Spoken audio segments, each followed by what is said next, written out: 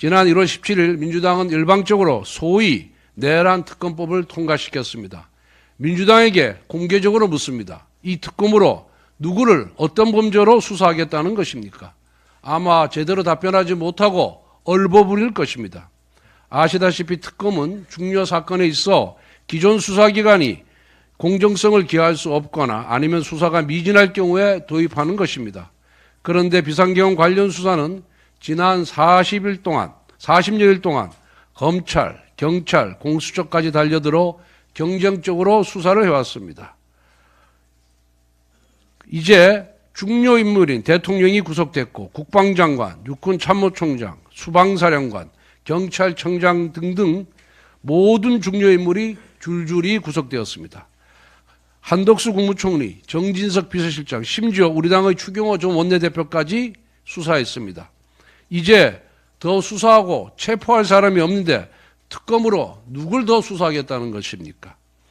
민주당은 협상 중에 이 질문을 받자 국회 등에 출동한 하급 장교와 부사관 등을 더 조사해야 한다고 답했습니다.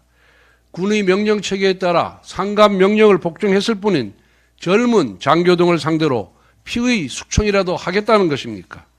정가사범 이재명 대표가 이런 황당한 핑계를 대는 이유는 조기 대성령 특검이라는 정략적 흉계를 차마 발설하지 못하고 있기 때문입니다. 특검보, 검사, 수사관, 파견 공무원까지 130여 명의 대규모 인력을 동원하고 수백억 원의 예산을 투입해 이재명 조기 대관식의 걸림돌을 모조리 제거하겠다는 속셈입니다. 이 흉계의 핵심은 형사소송법상 금지된 별건 수사를 허용해서 수사 대상과 범위를 무한대로 넓히는 관련 인지사건 수사 조항입니다. 민주당은 특검법에서 의안죄와 내란 선전선동죄를 삭제했다고 생색내는데 대국민 사기입니다. 인지사건 수사를 통해 얼마든지 애완죄와 내란 선전선동죄로 정부, 여당, 군, 일반 국민 모두를 수사할 수 있습니다. 선거에 악용하기 위한 대국민 언론 브리핑 규정도 그대로 남겨놓았습니다. 지난주 최상목 대행은 공수처와 경호처의 물리적 충돌을 막기 위해 여야가 합의해 위헌적인 요소가 없는 특검법을 마련해달라고 국회에 요청했습니다.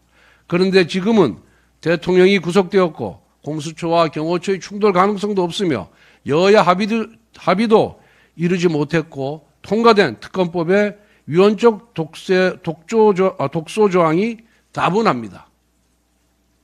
그리고 대통령 구속이라는 사정 변경이 있었습니다.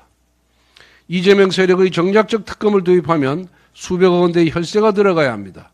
과일과 소고기도 경기도 버커라 사 먹은 이재명 대표의 개인 돈이라면 이런 엄청난 예산을 함부로 낭비할 수 있겠습니까?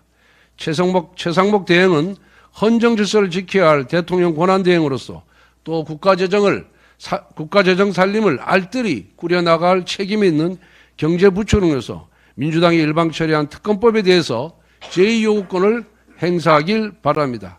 다시 한번 강조합니다. 특검의 필요성도 없고 특검 도입의 원칙인 보충성과 예액성도 충족하지 못했고 그리고 예산 낭비가 불보듯 뻔한 이 특검법을 반드시 제2요구하길 바랍니다.